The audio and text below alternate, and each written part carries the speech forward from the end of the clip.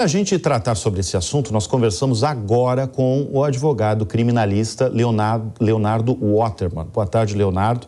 Leonardo, é o seguinte, existia uma desconfiança muito grande em torno das criptomoedas, principalmente aqui no Brasil, né?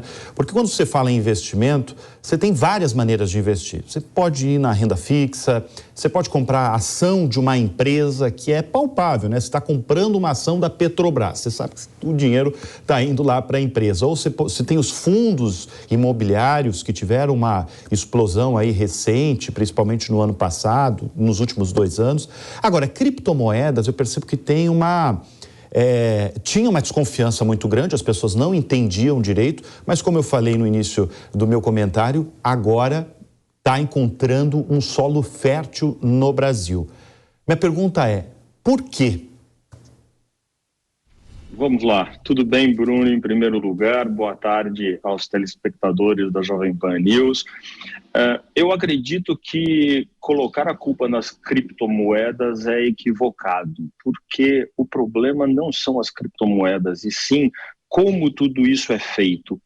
As criptomoedas, elas são criptomoedas como Bitcoins, Ethereum, elas são seguras da mesma forma que fundos imobiliários, ações. Existe um projeto por trás, existe algo palpável por trás.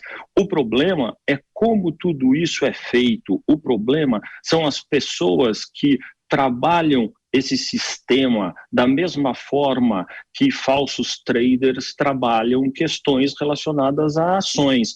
Eu digo sempre que quando a gente está trabalhando com ação, quando a gente está trabalhando com criptomoeda, fundos imobiliários, você nunca deve colocar o teu dinheiro na mão de terceiros. Não existe essa possibilidade de enviar dinheiro para uma pessoa para que essa pessoa faça aplicações para você. O que você deve fazer com criptomoedas, da mesma forma que você faz com ações, com fundos imobiliários, procurar uma instituição capacitada, procurar uma instituição correta, e aí fazer os seus aportes, fazer os seus investimentos nessa instituição da mesma forma que você coloca dinheiro num banco. Você vai ter senha, você vai ter possibilidade de acesso, possibilidade de controle, possibilidade de resgate do teu dinheiro, você vai verificar como estão indo as tuas aplicações e não simplesmente fazer como as pessoas, aí pelo que eu leio e tenho acompanhado, estão fazendo,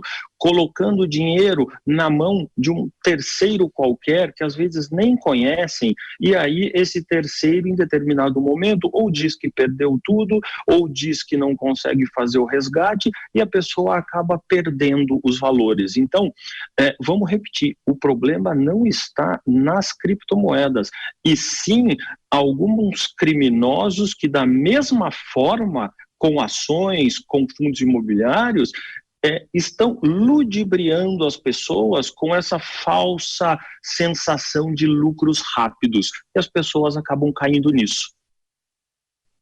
Falar que outros ativos também estão sujeitos aí ao investidor cair num golpe, né? Seja ação, seja fundo imobiliário. Agora, o que a gente vê hoje no Brasil é talvez até profusão aí de golpes em criptomoedas, muito mais do que outros ativos financeiros. Isso está acontecendo por qual razão? É mais fácil você aplicar um golpe aí num investidor com criptomoedas?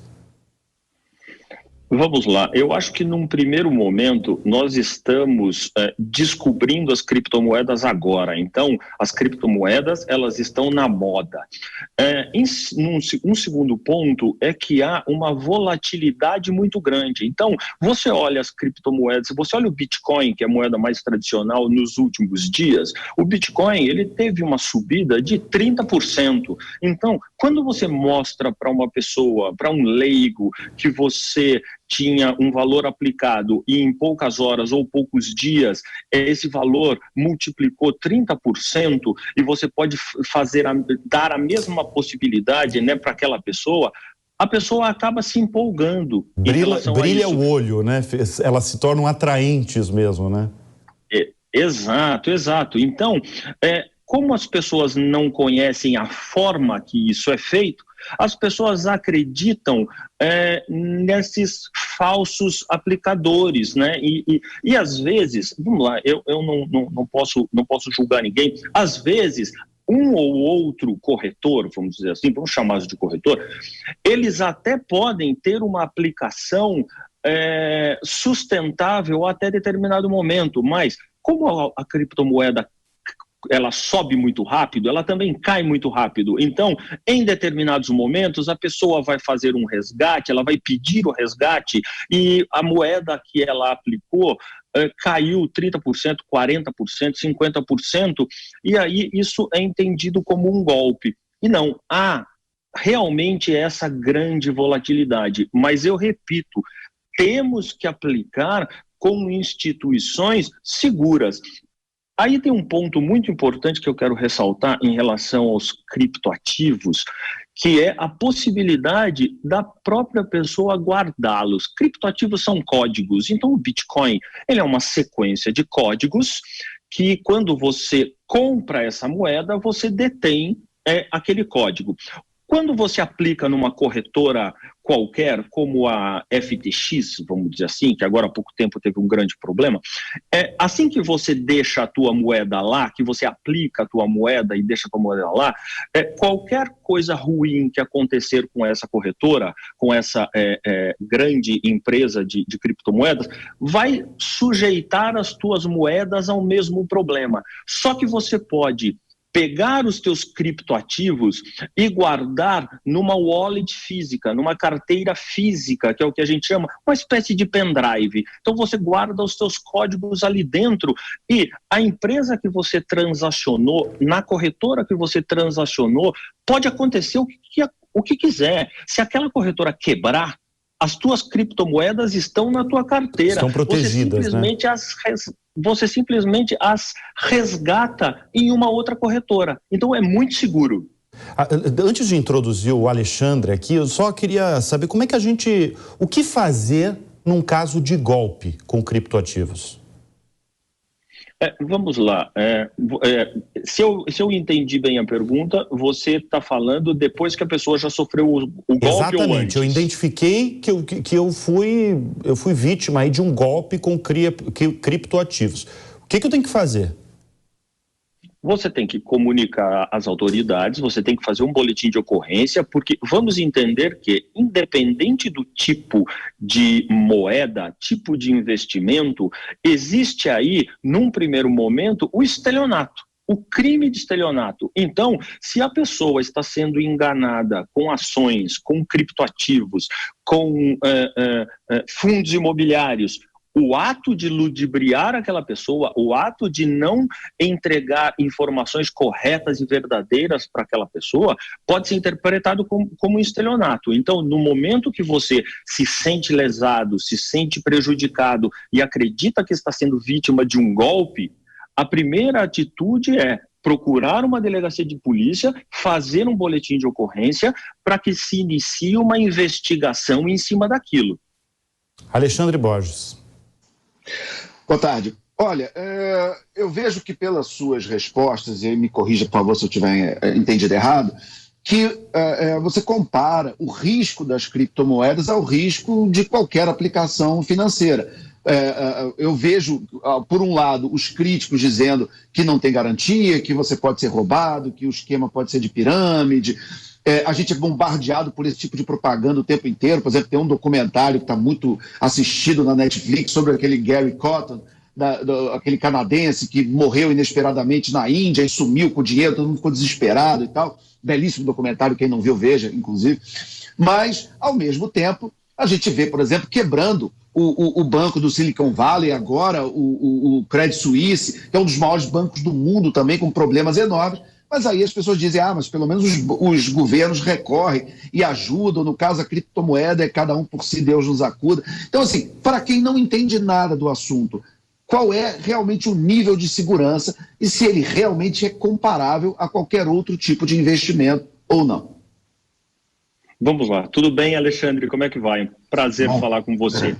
É o seguinte, a criptomoeda ela foi criada justamente para ser uma alternativa ao sistema bancário tradicional. Então, com a modernização do Bitcoin, outras N criptomoedas surgiram. É óbvio que nesse meio tem muita fraude, tem muita criptomoeda que não tem lastro. Agora, vamos falar no Bitcoin propriamente dito. Ele é extremamente seguro a partir do momento que você utiliza-se de uma corretora como Binance, como Crypto.com, para fazer a tua transação. Então você manda dinheiro para aquela corretora, você transforma o teu dinheiro em Bitcoin e em seguida você traz aqueles Bitcoins para uma carteira e guarda os Bitcoins no teu bolso, vamos dizer assim. Então, nesse momento, você tem uma segurança muito maior, inclusive, do que o sistema bancário,